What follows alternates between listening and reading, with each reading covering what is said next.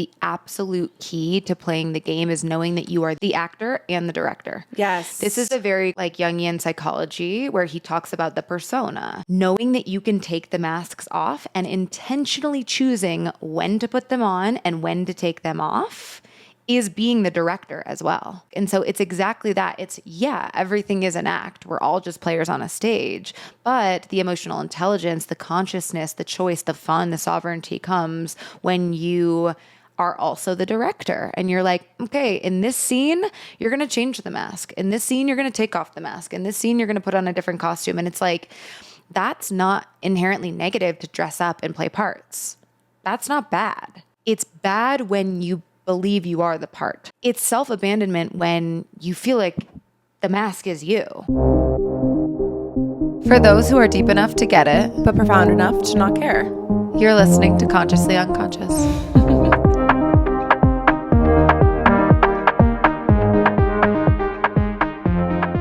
Had to have an interaction with law enforcement, so I'm a little shaken up. Yeah, what was that interaction like? I don't know. I just looked outside and there was a police officer marching up to my door and I was like, is there a warrant out for my arrest? Is he coming for me? There's a few things that I've done that he could be showing up for.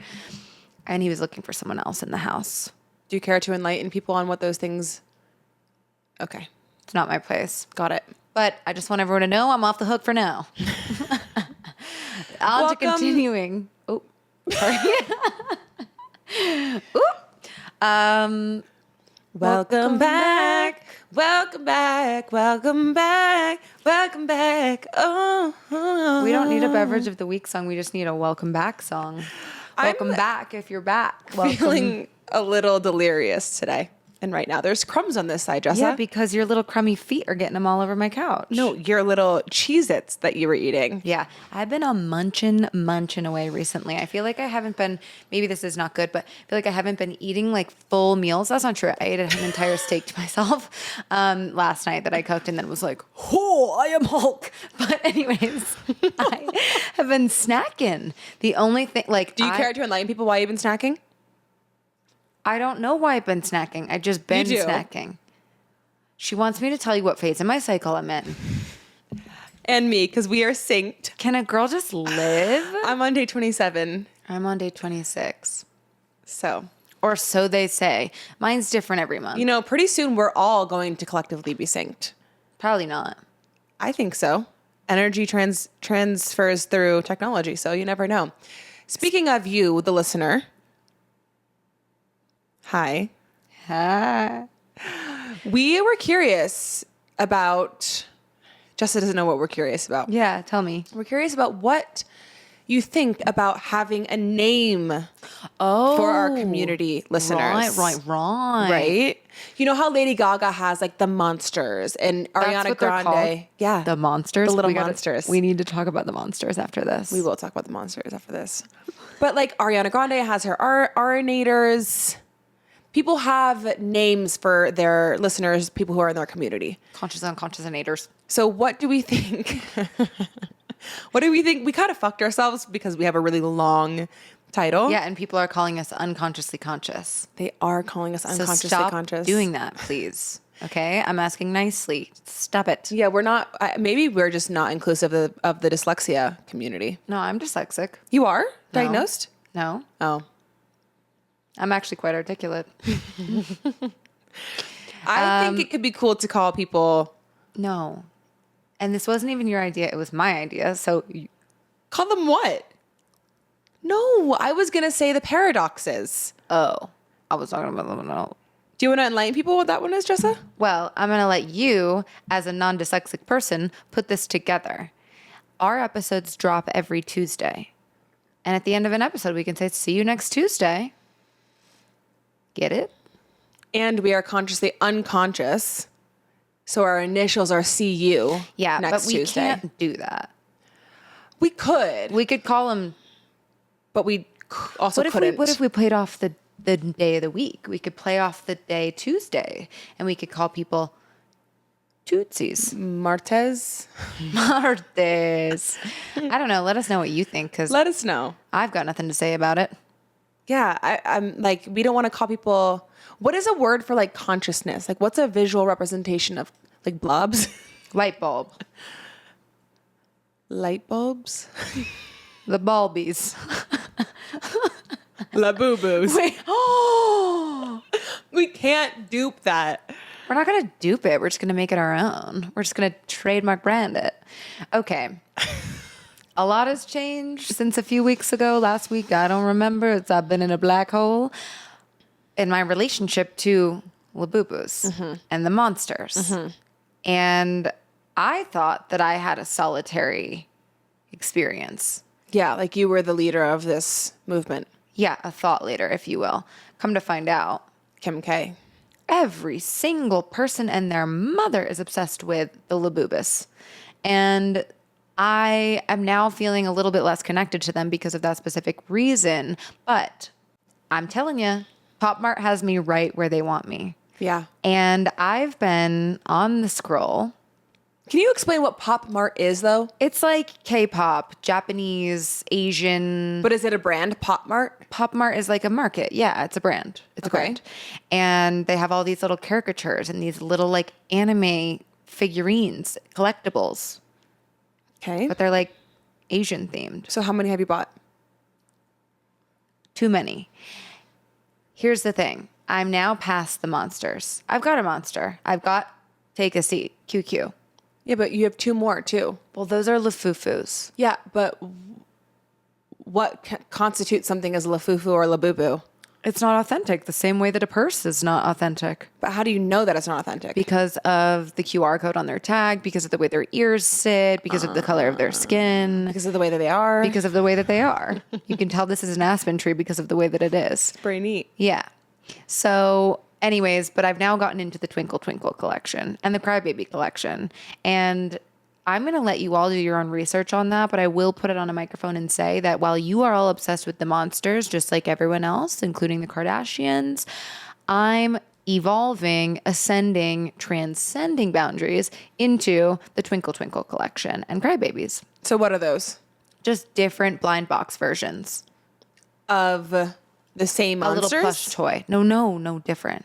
Do you want to see? I need a visual. Okay, I should be getting one delivered today. I was hoping that it would come in time so I could open it on Twinkle the Twinkle? podcast. Yeah, I ordered 3 Twinkle Twinkle blind boxes. How much are these Twinkle Twinkles? I'm not telling you. Twinkle Twinkle. Do you remember that old Vine? Twinkle Twinkle. No. Okay. I also did order one on Depop because I couldn't get my hands on it because it's limited edition. A Twinkle Twinkle? No, a monster. He's a farmer. Isn't he so cute and perfect? Okay, but he's already unboxed, so you... Well, I know who I'm getting, but he was never a blind box surprise. When you order him, you always know who you're getting. Oh, really? Yeah. Okay. But then I ordered it on Flames. I know, he's amazing. Then I ordered it, and then I looked at the seller, and she has no other sales, no reviews, nothing. I was like, perfect. Oh. So I messaged her, I go, are you real? What'd she say? She said, absolutely, and so is my Labubu. And I said, perfect. Ship it tomorrow. Love, or that's else. all I need to know. Okay, well, I'm looking forward to meeting him. What's his name?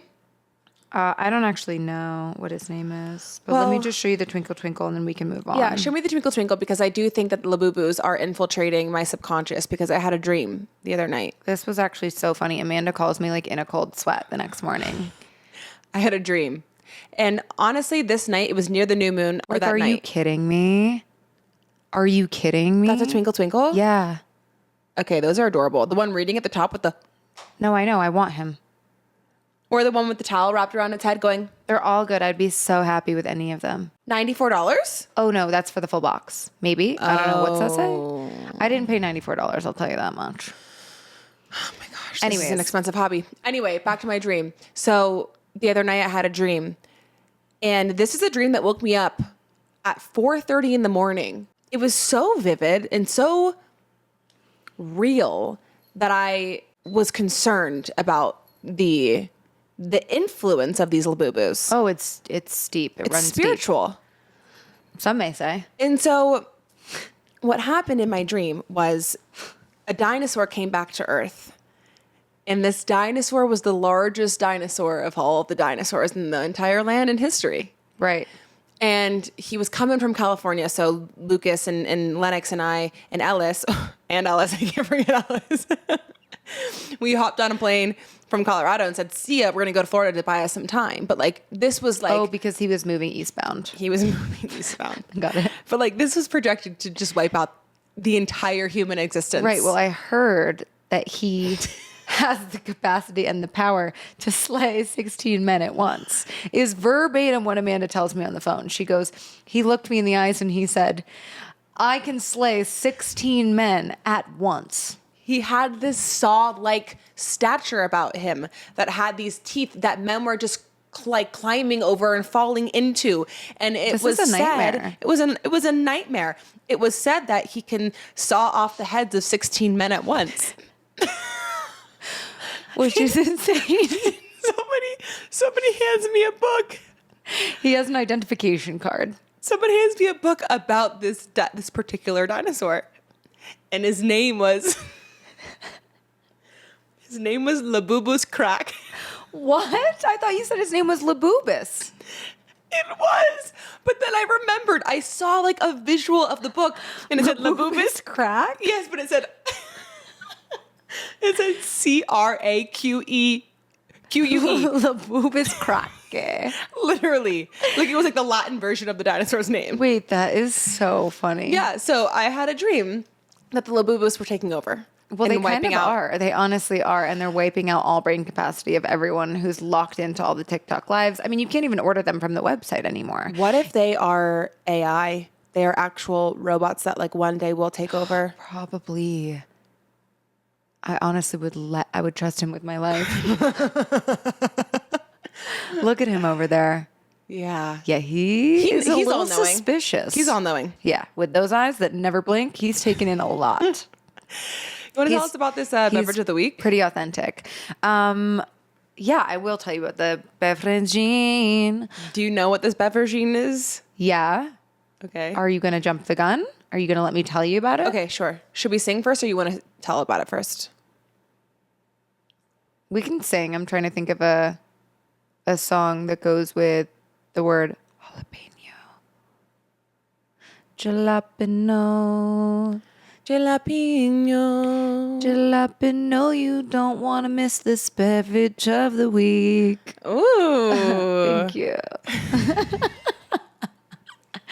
Oops, I'm sweaty. Okay, so anyways, if you clicked on this episode, you got a nice preview from the lengthy title. We haven't named it yet, but it's going to have to be lengthy. It's going to have to be lengthy now. But the concept of today's episode is really like authenticity versus adaptability and identity fluidity and being this social cultural chameleon that can access all these different dynamic parts of yourself. And when that's a strength and when that is inhibiting you from being authentic. And so one of the things that struck me about this here juice is that it has jalapeno in it. And I think jalapeno is a very fluid ingredient because oftentimes it can be placed on many savory dishes, right? For a little kick, a little spice, a little spicy, a little tomato. And then this was interesting because it's a apple, cucumber, lemon juice with jalapeno. So it's being put in a new social setting where it has to express differently. And I think the question is, does the jalapeno express differently or is it still a jalapeno? Or do you just perceive it differently based on its other components that it's with? Yeah. Does it dull its spice or does it enhance its spice? Right. So very interesting questions. This is a very, very good thing to think about in your own brain and your own mind. In your own consciousness. And you know what? You put Yep. Jalapenos? Jalapeno. Have you ever seen, I think I mentioned this on last week's episode. Jalapenos in Sauvy B, in rosé, putting a little fresh in diced what slice. Did you call it? Sauvy B. The fuck is that? Sauvignon Blanc. Sauvignon Blanc. Sorry, I thought you were referring to like rosé in Greek or something. Okay, well, she just got really mad at me. No, I only know how to say a few things in Greek. One of them is signome. What's that? Sorry. Oh, you need that one. Yeah, I also know. Did I tell you Melene Jessa? As my name is Jessa. And you can say Melene Amanda. And then I say Mylene. Harika Poli means it's so nice to meet you. Harikat Poli. Harika Poli. Harikapoli. Harikapoli. Kalimera. You're kind of saying that in like a Thai accent. Okay, well, I've got to perfect the pronunciation. But what do their accents sound like? I'll play this for you. I mean, I guess Zeus has an accent.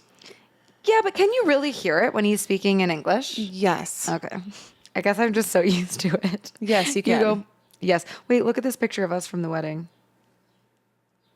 Oh. Oh, that's so cute of us. That's so cute. This is what Greek sounds like for all of you. Don't translate this because Καλημέρα, μωράκι μου. Γρήγορο μηνυματάκι γιατί ξέρω ότι είσαι στο podcast. I can't play too much. Okay, do you know what that sounds like to me? What?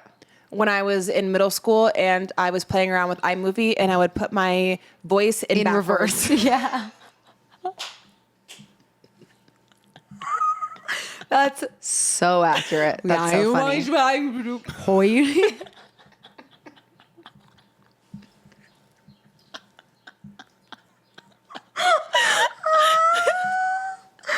Okay, I need to channel my like reverse energy. Yes, you do. You do. Well, okay. Anywho, any hooty whatsy. I'm being a fluid little gremlin. Oh wait, we didn't try the drink. You didn't try the drink. Anyways, I'm floating. The jalapeno is floating around, deciding how spicy it wants to be. Yeah. Yeah, we were really stretching for that one. Yeah, I bought the green juice and I was like, I'm gonna have to make a meeting. I mostly wanted the juice just to drink, actually. Even in relation to like learning Greek and being in this new relationship with an international man and our friendship and the podcast and all the things, you are constantly putting yourself in scenarios as a human where you are, or maybe you're not and you should be, where you're trying on different bits and pieces of your personality. And I think a lot of times something that I have been conditioned to feel is that is potentially inauthentic or two-faced. If you are able to be a chameleon and mask to like all different types of people, I think in a certain scenario that can come off as like, so which one really are you? Who really are you?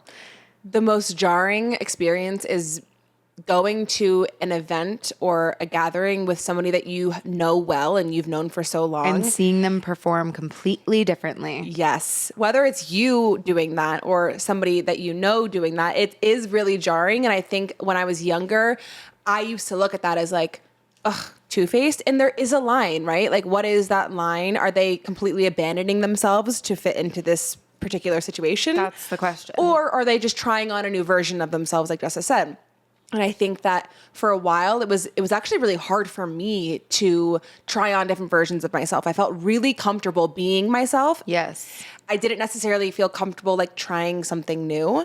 And I think as I got older and experimenting with different jobs and different roles and different friend groups and wanting community, that's really where you can like flex that muscle. And it actually makes you feel more solid in who you are, I think, sometimes. Totally. It's a total strength. And we're going to talk about that today. But the real underlying question of this entire conversation is exactly what you just said. Like, can you be authentic while adapting to fit in? Yeah.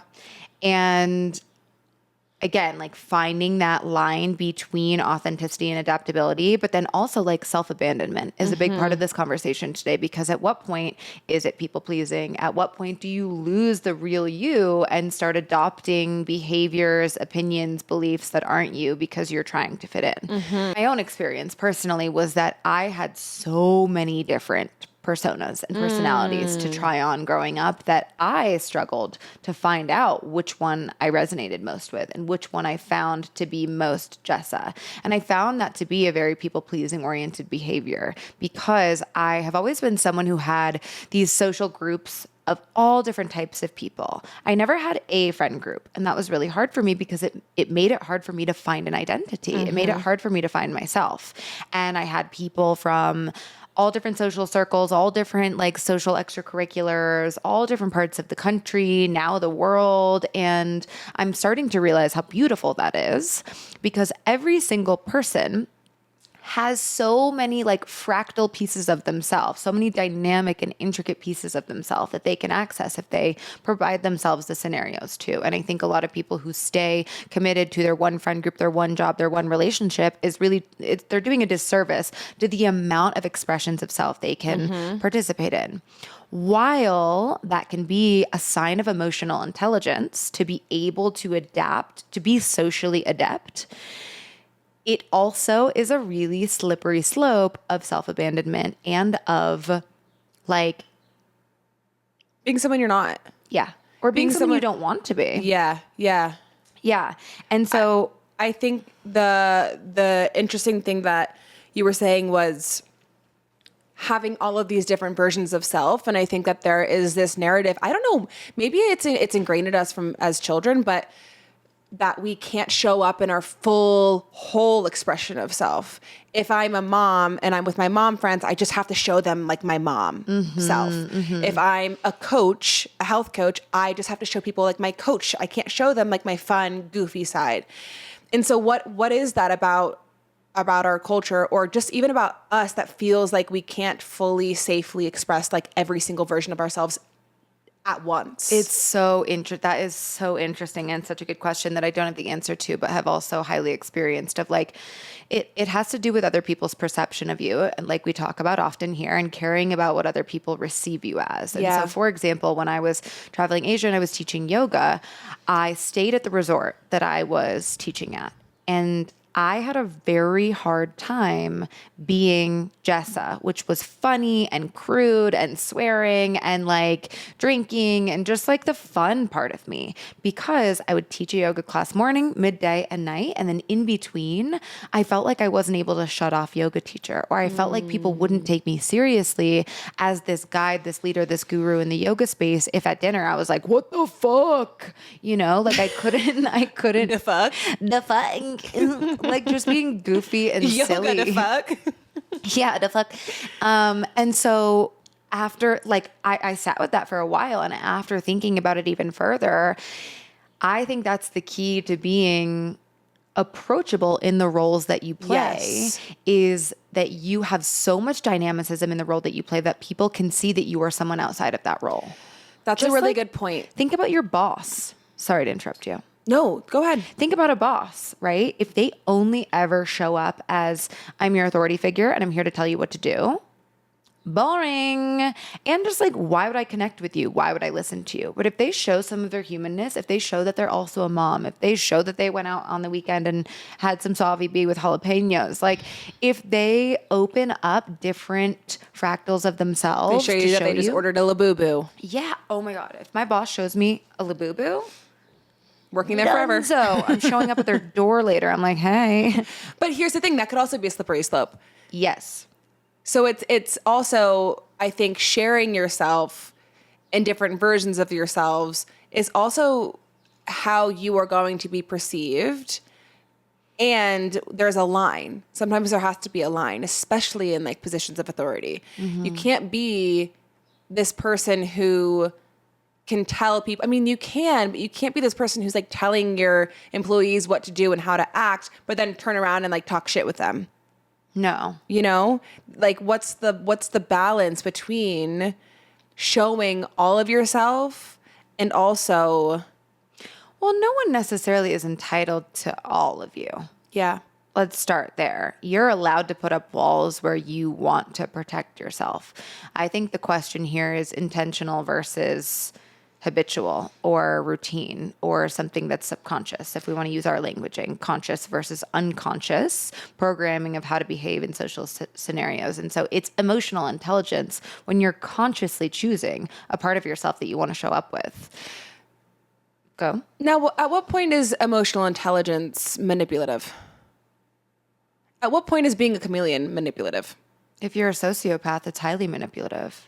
Sociopaths are highly intelligent, and their ability... The best chameleons. Yeah. Shapeshifters. Yeah. Their ability to have this ulterior motive for themselves, but not show that through their masking, is manipulative. And that's a form of emotional intelligence, I suppose, or maybe it's just a form of intelligence. Emotional intelligence to me refers to a more empathetic understanding of intelligence, because sociopaths actually don't have a lot of emotion. And so they have an intelligence on how to replicate what other people feel and think and see, which is what makes them seem like they fit in. But I don't think people with emotional intelligence are inherently manipulative. I think that they can use a level of intelligence to play on other people's emotions, but I don't think that makes you emotionally intelligent. I think that just makes you savvy. I think that makes you manipulative. I think that there is a point in which there's a switch where I think that I looked a lot at people who were these social chameleons as like, can you just be true to yourself? But I think there is a switch where like you realize that that actually is how you play the game. Yeah. And it's playing. Like it's not to literally bring her up in every single fucking episode, but I was reading a quote from Addison Rae in her Elle magazine interview, and she says, "We're all acting, aren't we?"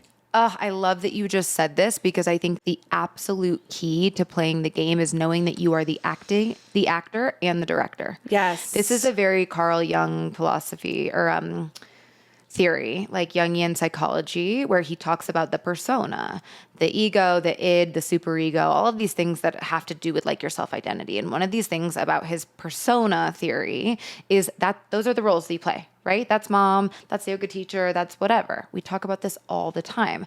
But the concept of knowing that you can take the masks off and intentionally choosing when to put them on and when to take them off is being the director as well.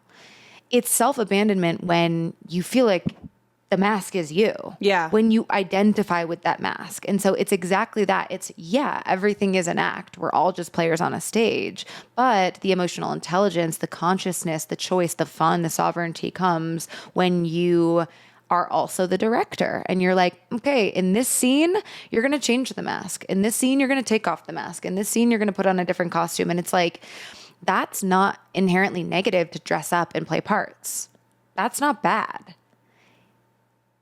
It's bad when you believe you are the part. Right? Yeah. Yeah. I fully agree. And I think if you are stuck in the place of, well, I'm not going to act, I'm not going to be, you're doing yourself a disservice. Everyone is acting. Everyone is playing some sort of game, putting on some type of role and acting in some type of part and directing it too. You're the only one that's not benefiting from it. Yeah. I think it's smart to distinguish that you have to know which roles you're playing too. And I think a lot of times we can code switch between roles. Yes. And not know that we've done it. Yes. And that's when it feels like you put your feelings, your needs, your preferences aside. Yes. You almost censor yourself. Yeah. I've experienced that. In what scenario? Holding back my vulgarity. Yeah. Not speaking up or softening yourself softening myself and making myself feel like this polite, feminine woman that like particularly men might want me to be, or maybe older women might want me to be. It's this idea of censorship. And what's really interesting is that I think if you learn how to be the actor and the director, you are then in control of when that happens, when you allow the censorship to happen, versus sometimes it happens, you're like, oh God, I didn't even like realize that was happening to me. But if you were in control of it, you could have stopped it or realized you were doing it in the moment. Yeah. Yeah, I mean, it's even as simple as the example of laughing at jokes that you don't think is funny. For what? Like, if you didn't actually think that was funny, are you laughing to... For me, a lot of times that comes from the empathy of wanting the other person to feel comfortable. We talked a little bit about this we just did a guest podcast with Sarah Smith from Raw Intentions. Go listen to that because we have a cool conversation about this like people pleasing tendency of doing something in a space to make sure that someone else doesn't feel uncomfortable. So in terms of like the example of laughing at someone else's joke, I'm not necessarily like laughing at something that I don't think is funny because I want them to like me or because I'm trying to like pretend like I think it's funny. It's because I don't want them to feel uncomfortable that they just made a joke that no one laughed at. Do you know what I mean? Yeah, I'm also just, I'm a laugher. Like I will laugh at nothing. Like it doesn't take a lot I laugh. You're a laugher. I'm a laugher. I'm a makeup people laugher. Yeah, and but I'm also a laugher. You are somebody, you're a laugher, but you don't laugh as easily at things. It's so funny that you say that because my whole life I have wished that I laugh more. Yeah. And I almost had this one moment in time where I was like, this is so unfair that I make everyone laugh and no one's making me laugh. Is everyone just not fucking funny? Or do I have a lower capacity of what I think is funny or a different sense of humor or something? Like I have thought about this before. Yes. Is that like, if I cry laughing, if you make me cry laughing, you'll be in my life forever. Yeah. I love you. Yeah. I do. I'm making it sound like I'm like very stoic and I'm not, but You're not. I just think that but you're such a laugher. I'm such a laugher. Yeah. But it's like at anything. It doesn't have to be a funny joke. It could just be something in conversation. I laugh. But I think that's a mirroring tendency. Okay, this is interesting. Mirroring neurons in your brain are a real thing. Yeah. Which is why some researchers say is why when you yawn, I yawn. Yes. Is because it replicates the same like parts of your brain lighting up. That's my landlord yelling right outside my window. We're working here, D. Respect the hustle, Dude. B. She heard me. Oh, I'm not going to go down another rabbit hole about my house and the noises. So I'm just going to reel myself back in. As I was saying, mirroring neurons. Being able to yawn when other people yawn. Like when someone smiles at you, that's why you start to smile because you're Yes. like, ooh, it lights up the same parts of your brain when you experience someone else doing it, which is why I said on an earlier podcast is one of the top studies of what makes people happy is watching other people be happy, is watching other people experience. Okay, well, I'm saying it now, bitch. Watching other people experience true joy is one of the quickest ways to personal joy. Yes. I think the conversation of comfort, though, is also really important here because I think that is a lot of why people mirror. To feel comfortable? Yeah. But I also think that I laugh to make people feel comfortable, like you were saying. Yeah. But it's not because something that they said is funny and I want them to feel comfortable in their joke. It's not because they're funny. It's because I want to like break the ice, the tension. Like we can laugh together. Like we're friendly. Well, it's creating a safe environment. Yes. Yes. Creating a safe environment. We're friendly. We like each other here. This is good. Good. Through laughing and through smiling. Yeah. Because how inviting is it when someone, we've gotten to a world that is so isolating. We talk about this, the loneliness epidemic, but like even I go on walks and I am always ready to look at the person that I'm passing and be like, yeah. People are like, do everything besides look at this person. Do everything besides look. Yeah, they are. They're fucking crossing their eyes. They're putting on their eye patches. They're like blindfolding themselves. They will do anything to not look at someone. They're turning their head around like a Labubu. Yeah, they're literally flipping 360 degrees. Why are we not doing that anymore? I thought people just like said hey and smiled at each other to spread some joy. Yeah. So, call to action. You know what? Smile. Have you been seeing that trend of people being like signs that we're in a recession? No. What are the signs that everyone's buying Labubus? No, probably, but there it's a trend that people are like signs that we're in a recession, and then like people using like fake eyelashes instead of getting like their lashes extensions or whatever. Right. Learning that could be a sign of a recession. Not looking at each other and smiling. Yeah. Yeah, it also could be a sign of a massively charged political climate. That too. Yes. That too. Either way, no bueno. No bueno. No, signome. What's that? Sorry. Signome.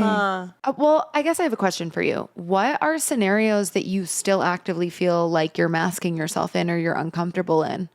Like, are there spaces or people or places where you feel like you can't be authentic and it might be a bit of self-abandonment versus just like a different version of self? Let me think on this because I definitely do. Yeah. I have more instances where I am the black sheep, where I'm coming in and I'm just bulldozing through people's comfort and I'm like, here I am. Yep. We know that. You know the scene in Bridesmaids where she's like, the penis is just like looking at you like, yeah, that's you. yeah, that's me. She's doing it. She's shitting in the street. That's gonna be me next time someone doesn't smile at me. I'm gonna be like, let me moon you and take a shit in front of you so you have to look. No, actually, we need to bring that back. Like just doing random ass shit. Yeah, I want to do an Impractical Jokers We need to Day. do that. This We has need been to on do my that. list forever, where you mic someone up and they wear an earplug and you send them off into the world. What? Do you ever just have Uh-oh, Like she's a in- laugher. like intrusive thoughts, but like for your impulses and like your actions? What'd you get? Oh, just like in a social scene, like screaming BOMB at the airport kind of thing? Or just like completely cutting a line or being like, Starbucks puts cocaine in their coffee. Bye. And then leaving. Like, Or like just like passing by someone going, yeah. Yeah, dude. I think about the fact that we are such sheep. We are so in line at all times. Think about a line. Think about waiting in a queue. yeah. Everyone's just standing Next there. time we're in a line, we should ask if people want to play telephone. No, this is total Unabomber type shit. We sit at a red light when there's no cars coming. And I'm like, wow, we're all just like not acting up. Except some people are. Yeah. And you know what? I gotta respect that. But like you could just go to a restaurant, a really nice restaurant. You have free will. You could just stand on a table and be like, yeah. Like you could do literally anything. You'd probably get kicked out, but you could do it. You could do it. And that would be fucking insane. And then if someone did that, I'd be like, Wait, we need to make our brand this. We need to go out and into do the just streets crazy and do shit in the streets. and do random ass shit. Because yeah, and I think that's in line with the conversation of chameleon energy is we all mirror each other because it's what's socially correct. It's what is Right. etiquette or proper or the way to behave. I mean, we learn how to behave by mirroring our caregivers and society, and you're told real quick like what's appropriate, what's not appropriate, based on people's energy and their behavior, and how it shifts when you do something. Right. Yeah, I don't think we realize how much of our energy, persona, personality is curated by other people, not ourselves. Yeah. And this brings up a massive conversation about the curation of yourself online and the curation of your identity online and how that translates between real life and online life and who you're creating for, and just this idea of like, again, how you want other people to perceive you, especially online. And I think, go ahead. Let me ask you this. We've all seen people who say that they've met this content creator in person and they're nothing like the way that they present themselves. Right. Do you think that is an example of abandoning yourself solely to play the game? Or do you think that that's just like there's fairness in that because it's not reality and we're just the ones who This is are a good question. falling into the trap of not having discernment to make that distinction? I think that this is so situational. There's not a generalized right or wrong answer here. I do think that there are definitely times where that is self-abandonment, where people are creating so far outside of what actually feels good for them, what actually is authentic to the real them. And then there's the greater question of like, what's the real you, right? Which is going to be different for every single person. But I do think that a lot of people get so caught up in whatever comes with content creation, right? Whether that's the money that you get for it, the validation, the gratification of people following you, being known. This image that you're trying to withhold becomes so fraudulent because you've just gotten swept into all of the other things that you get from it, which are not actually serving you. I also think that there is a level of emotional intelligence to play the game, to participate in a world that is an alternate form of reality. I wouldn't say it's not reality. It's not this reality that we're recording in right now and living in, but it is a reality in a parallel way. And I think that there's something to be said about someone's locus of control to know and understand that their persona online is for the purpose of making them money and a livelihood, is for the purpose of completing XYZ goal that you want to achieve by being an influencer, and then being able to unplug from that and know that you kind of are outside of that. So yes, no, everywhere in between to that response. But I think that really self-abandonment totally comes from being in a space, whether it's online or in person, where you are abandoning your true feelings. Yeah. And this is a question of intuition and soul and what is the real self, and something much larger that only you can discover through your own self-reflection and your own self-work. What feels most aligned for you and what you gutturally experience in a scenario. But I think a great way to gauge what feels right and what feels wrong for you, or what is real me and what's not real me, is when you leave a scenario, are you exhausted? Because if you are exerting all of this energy to perform, to please, to show up in a specific way that's going to be received well, you're going to leave and you're going to feel really fucking tired. You're going to feel really fucking burnt out because you've been living in a way that's inauthentic to you, behaving in a way that's inauthentic and disregarding your true emotional needs. If you leave a scenario and you are inspired, you're energized, you're activated, or not even activated, but just like you're safe, you're harmonious, you're in a state of equilibrium, that shows that that's a part of yourself that you should really cherish and nourish and play. And you can get that feeling from so many different scenarios. Like, that's the point that we're talking about today, is that I can get that nourishment in so many different ways. But when I hone in to a space where maybe it's me being a yoga teacher 24/7, it feels really good to be a yoga teacher in the yoga room, but sometimes it doesn't feel good to have to still maintain that persona of being a yoga teacher and a leader and a guru outside of that room. I'm leaving feeling exhausted by that. I know that that's a place that's not in alignment. I don't know that I entirely agree Right. with the exhaustion feeling, because I do think that for me, sometimes it is hard to put on a version of myself, because I think what's beneficial about being able to be fluid with your identity is when you can elevate your authentic self versus abandon it, right? So you like exaggerate this persona of who you authentically are. So it's almost like an extension. It's like a character of yourself.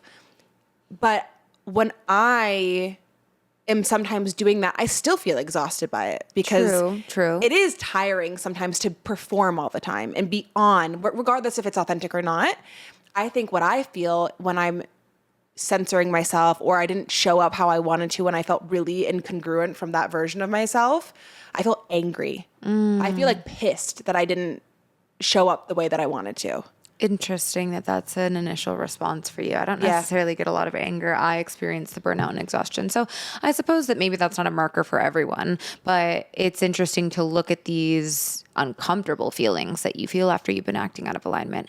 A time that I really struggle is when I go back to my hometown. And I feel like I'm in this weird past version of self where I know that I'm so far beyond and advanced from that version and that life that I lived when I was there. But it's almost like you go back in a time capsule, and it's like, it's triggering. And I also find myself performing and being this person that I'm just like, this is not me. This is not who I want to be. Safe. What's safe in that capacity? Yeah, and it's in that almost situation. like I can't even. I sometimes I feel like I can't even be the full me when I go home, because I'm just like, you guys will not understand it. Like, I just have to almost. You just need to get up on a table and say, "This is real. This is me. I'm exactly who I'm supposed to be." I do need to do that at the local bar, Wally's. You need to call up Wally and say, "Listen, I'm shutting down the place tonight." Wally, 50-cent wings are off. It's a performance for me and me you can only. keep 50-cent wings on, actually. Did you know, I had a question the other day for Zeus and he didn't know how to answer it. And I don't know how to answer it, so maybe you do. There's an egg shortage, right? Because of... An egg? Egg. Okay. Egg. Egg. I like eggs. Because of bird flu, which everyone's predicting is going to be the next COVID. What? Oh, God. Okay. So I'm on Labubu Talk and I'm on Bird Talk. Bird TikTok. I'm actually not. I made that up completely. I'm not on Bird TikTok. Someone told me about this who must be on Bird TikTok. But anyways, apparently there's an outbreak of bird flu in animals and in chickens specifically. And so all these eggs are coming out all infected. So there's an egg shortage in the US. Have you been noticing the signs that are like only one carton at a time? Oh, I've been noticing that for like a year though. My grocery stores have been doing that for a while. Well, they're proactive. I don't know how long this has been going on. But anyways, my question in relation to 50-cent chicken wings is if there's an egg shortage because the birds are sick, isn't there a chicken shortage? Aren't chicken wings? Isn't there a shortage of meat? What do you mean by shortage? Define shortage.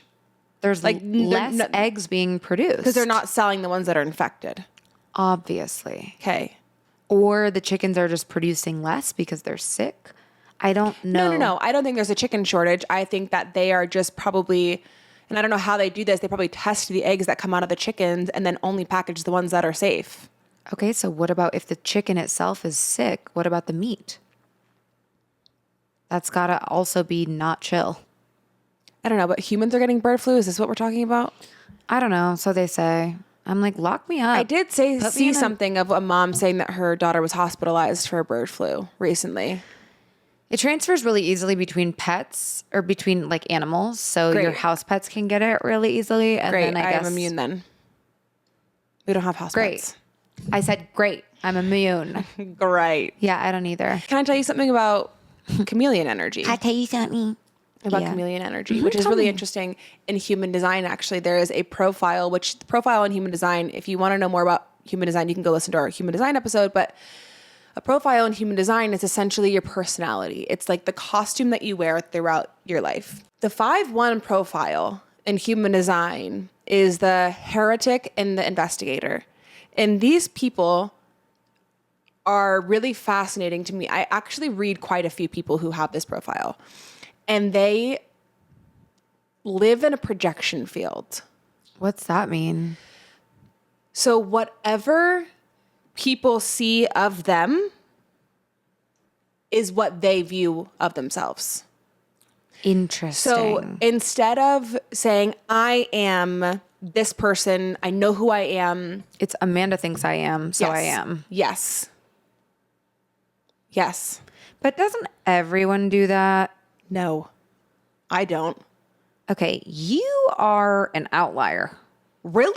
Yes, because whether or not you say the words I am or Amanda thinks I am, so I am, everyone's ego, everyone's identity is completely influenced by the people around them and what they think of them, because what they think of them is the feedback that they receive. So if I think a certain way about you, I'm going to treat you that way, right? I'm going to clearly give you signs that I like you or I don't like you, or you're smart or you're not smart, or you're creative or you're not, whatever. I'm going to give you body language, verbal, emotional feedback that this is how I feel about you.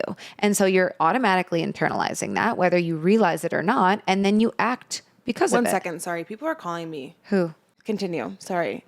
I got a call from a random number twice, and then my friend Taylor called me. So I was like, is someone trying to get a hold of me? God, that shit like bugs me out. What, when people try to contact you? Yeah, over and over. I think someone died or something. Yeah, it is scary. Okay, what were you saying? Talking about this 5-1 human design profile that maybe is a little bit more covert. Is that the right word? Covert. Obvious is the word I'm looking for. Overt? Overt. Thank you. What is covert? They're the opposite of one another. Oh, okay. This human design profile makes it very obvious that that's someone's initial thoughts about themselves, depending on other people. But I really believe that we all have that self-identification process. Maybe some less than others. Maybe there's a fluid spectrum, just like there is for everything. But like part of who I am, definitely, whether I want it to or not, as it probably should, comes from how other people treat me and how other people view me. Because think about this. And I'm just kind of coming to this now, so maybe it won't make sense when I'm saying it, but like, let's go back to me, let's say me as an employee, and I'm just starting this new job and I'm super nervous because I have all this imposter syndrome that I'm not capable. I don't think that I'm capable. I don't think that I'm good at math and oh my God, I can't do all these documents and these Excel sheets. My boss looks at me and is like, you're so smart. You can totally do this. I'm going to give you this project because I believe in you and I see you. And the way that you did that problem the other day totally tells me that you're capable. And then I'm like, I am capable. If they can see it in me, why can't I see it in myself? Yeah. Yeah, that's a good point. I do think that there are scenarios. My last relationship before my perfect love of my life, Zeus, I felt so self-abandoned because I was always trying to convince that person of who I was. Right. And of how powerful and emotionally intelligent it was to be dynamic. And something that he would get upset with me about is the way that my personality would change depending on social groups that we were in. And the way that when we would have friends over, how I would be bubbly and fun, and then they would leave and I would be like, not as fun. Do you know what I mean? And I was like... Yes, because you and Lucas are very similar. You guys both do that. I think the difference is that if I'm in an argument with my husband, but we're having people over, I'm having that argument in front of people. Like I will bring it up and say, we're in a fucking fight right now. And sorry, like this is my energy right now. Like I am being so blatantly obvious and honest about what the fuck I'm feeling. If someone gives me a look, like I'm saying it in the moment. I don't know why I'm like that, but my husband is exactly like you where he will change the energy or dependent on like the social situation. Yeah.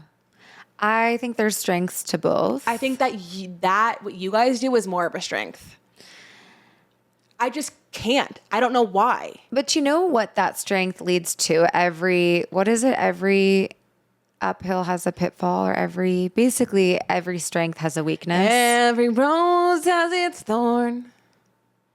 We need a tally on the screen that just goes ding, ding, ding every time Amanda sings. Because that strength to compartmentalize in a scenario like that leads to compartmentalization that is negative at a different time in life. Because you have maybe a weakness of not being able to shut the fuck up and just like chill and be like, we'll talk about this later and be fun and be social. Yep. But you also have a strength of speaking your mind, of being raw, of being real, of being authentic, and of being like, these are my emotions and they're so valid right now. Yeah. I think that, ideally the perfect place is somewhere in the middle where you can read the room. Yeah. But you know the couple that you're like, you cannot read the fucking room right now, my guys. Even if it's just them like making out in the booth across from you on your double date. You're like, love that you're in love, but could you just like wait on that? Yeah. Or you're in the car, you're in an Uber or something, and there's like two people like going at it, and you're like, in the Uber? What are you talking about? I don't know. I'm just making up scenarios of like people. You're in an Uber pool. Yeah. Of people that don't have social awareness of like I think I lack a little bit of the social awareness, truthfully. No, you don't lack it. You just don't care. I don't know. My whole life I was told that I lack social. Like my whole life I was told I'm in my own world. I lack. Like a car could be coming down the road, gonna hit me, and I don't see it. Like I've always, but that's also again what I've been told. So maybe I internalize that, and then I also present as that. So you're basically a 5'1". Basically a 5'1". So pretty much everyone's a 5'1". So if you're a 5'1", sorry, your reading's fraudulent. No, I do think it's an interesting question though. And specifically in human design, your G center is what houses your identity. And my G center is open. So I do find that throughout my life, I have, specifically with fashion, have been through so many different eras. Like when I was in elementary school, like 4th and 5th grade, there was this gal who loved this like punk rock boy band. And I thought she was so cool, and I like was friends with her, and so I started to dress like as this like punk rock da-da-da. But what's within you surrounds you. But it's always specifically presented for me as fashion, like with what I wear. I have a question. Yeah. What do you think it means for someone to really know you? Because, and I ask that question because I think especially as extroverted social people, it may feel like you have all these connections and you have all these outlets to express, but then at the same time, no one really knows you.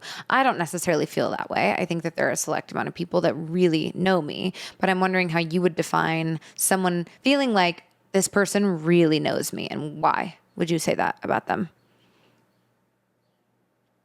I think humor is a really big part of someone really knowing me, because I think that I connect with people based on the type of humor that they have specifically. I think that if the humor is off, like, we're never going to understand each other. The other part is I think that they have to know my wounds, my flaws, my insecurities. Like, I think people really need to, but not just know, because like I've had many experiences where I've shared all of these things with people, right? But they need to care about them. Yeah. They need to actually care. Yeah. And see it as, I think for somebody to really know you, they also can't be intimidated by you.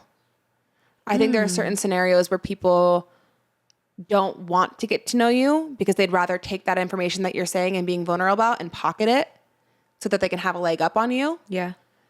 Versus somebody who's genuine and like is actually willing to hear you for the sake of hearing you and understanding you and developing a more deep relationship. Yeah, I think there's a massive difference between listening and hearing. Yes. I can be a listener all day and like hold the space for your words in a physical context, but in an emotional context, do I really hear with what you're saying? Can I really hold space internally for you and not necessarily like understand it, because everyone's experiences are quite individual. So I really don't like the concept of like, yeah, I understand. Yeah. Because it's like, you kind of do, or you're trying to. Yeah. But like my favorite response to people when I haven't had a similar experience is I hear you. I really hear you. I don't understand, but I hear you. Yeah. And I think that's what it takes to really know someone, is to hear them. Yeah. And I loved what you said about also knowing their flaws, because I think a lot of times, like in many friendship relationships, which I think goes back to why maybe me and my ex had like tiffs about this, is because the closest people to you get the worst parts of you, which is what it really means to know you. And that's why in all your vows, it's I love you in sickness and in health. I love you in the good and the bad. I love all parts of you, right? You don't get just the good parts of me. Some friendships, I really think when there isn't the bad, when there isn't tumultuousness, like you don't really know me. Yeah, because you don't know how I handle conflict. You don't know how I handle pain and grief. You don't know my traumas and my triggers. You get the best version of me. And we jive and we have fucking fun. And that's so life-giving. But like the closest people to me who I would say know me still love me after my outbursts, my irritability, my emotional instability, like, and still see me and hear me as a whole. Yeah. And know me because of that. They know all different parts of me and love me the same because they appreciate them. I think something with my ex and I was that he loved only certain parts of me. And that was so hard because... Yes, I see. I think that's because he only loved certain parts of him. It's always a reflection of mirror. Your relationship to yourself. Yeah. Absolutely. Which is why I don't hold him, like, I don't hold resentment towards him for it. There's nothing personal about it. Maybe a little. There's nothing personal about it. But it was just an interesting distinction to make, again, now that I have a completely different script and a completely different, loving, healthy, powerful environment to be fully authentically me. Yeah. Something that I love about my current relationship is that he adores all different dynamic versions of myself and encourages that in me, and likewise. And I think that's a good... Have you guys had a fight yet? No. It's not even like a tiff or a disagreement or like a... Literally nothing. And everyone might be like, well, then like, is it really that deep? No, I mean, there's been moments where we've been like, maybe, I don't even think that. No, you've told me like one situation of like, not anything conflict wise, but like a discussion that was. We've definitely had difficult discussions. Yeah. I don't necessarily know that I would call them tiffs or conflicts. No, like disagreements or like. Maybe just like positions where we've had to explain ourselves further. Yeah. But no. And that's funny when you're in a new relationship because you always wait for the shoe to drop of like, what's our first fight going to be about? And how do you fight? Like, I'm interested to know conflict resolution strategies. I'm interested to know what the anger and irritability looks like as manifest in conversation. I can't picture him. Interesting. Like, I can't picture him being mad because he's just so. Well, I'm sure he's been mad about other things. Absolutely. Yeah. Absolutely. And I've seen a little bit of that anger in certain scenarios that have nothing to do with me. Yeah. And he just channels it so gracefully and so calmly. Like, he's very composed. But I'm just interested to see, like, okay, what's going to be like when you learn a partner, you learn when we're in an argument, what he really needs is space. What I really need is a fucking hug. What like you learn how the dynamics are, and we don't know that yet. Yeah. The last thing I'm curious to talk about is seduction. Amanda's reading The Art of Seduction. I'm reading The Art of Seduction, and it's so eye-opening because I don't necessarily think of myself as a seductive person. Okay. But I think we all have seductive energies and tendencies and the ability to harness that seductive energy. Mm-hmm. And I think it's important. So I'm curious what you think about the art of seduction. Can you give me a more specific question? What do you think about using the art of seduction to get what you want? To using your identity specifically to get what you want? Okay, using your identity to get specifically what you want is your ask. Or don't. You're like, okay. No, I'm just thinking, like, I think that if you are acting in accordance with your authenticity, like, you will just get what you want. I think it works. I don't agree with that. It works against us when we behave in roles that we're not good at playing because we don't like them. You're good at playing roles that you like to play because you can fully commit to the bit. You're not good at playing roles that don't resonate with you. And so it's actually working against you to behave in ways that are inauthentic because it's like. Yeah, but then con artists. What do you make of con artists? One of my favorite movies. What do you make of these people? What do you make of these people? One of my favorite movies in the history of all movies is Catch Me If You Can. Have you seen it with Leonardo DiCaprio? Oh, no. Bro. I'll watch it. It's you and Lucas. If Lucas hasn't signed it, y'all better sign it together. It's so good. He's a master con artist. And it's actually, I can't believe that it didn't come up until now. It's a perfect example of trying on all different characters, roles, masks, because he's not just one con artist the whole time. He plays pilot, he plays teacher, he plays this, he is on the run, and every place that he goes, he's a new, I gotta watch it again. It's so good. I grew up watching that with my family. It's an older movie, but like timeless. I know what you're wanting to say, which I agree with, is that there is a level of intelligence. What am I wanting you to say? Well, because you're like, I don't agree with that. I know what you think is that you think that con artists and people using the art of seduction are really smart, and they should, as they should. I wasn't necessarily coming at it from an angle. I was genuinely curious. I didn't agree with the fact that it's not easy to be a version of yourself that you don't like. I think for some people it is easy to be that Yeah, for way. sociopathic. Okay, finish your thought. I don't remember it. Well, I do think that it's interesting. Even the Anna Delvey documentary. Did you watch that? Did you watch that? It's not a documentary, but I did watch it. What is it? It's a docu series. There you go. Okay.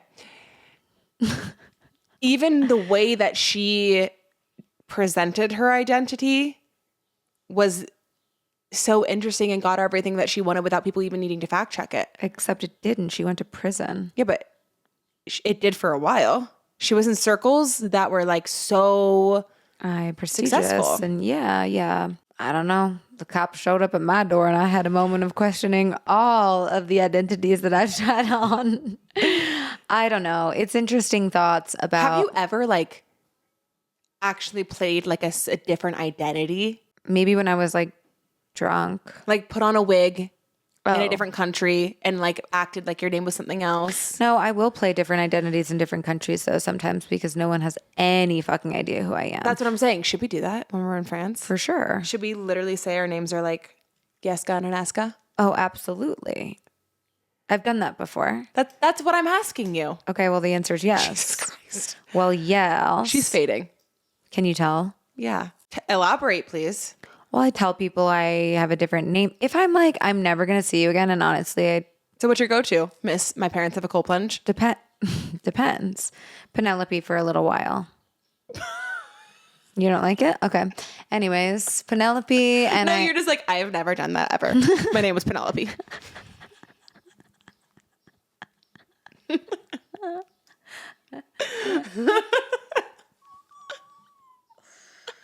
Penelope from Montana. Penelope is not a Montana name. Grew up on a horse ranch. Okay.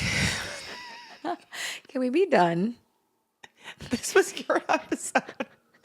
Close us out. I think it's been great. I think this has been great, huh? Your G8. Your feet are in my GR8. RXD. Your feet are in my frame. And she's rubbing them together like a little cricket. Oh, they are in your... Yeah, and I do not like you. So I'm not going to close out the episode till your feet are out.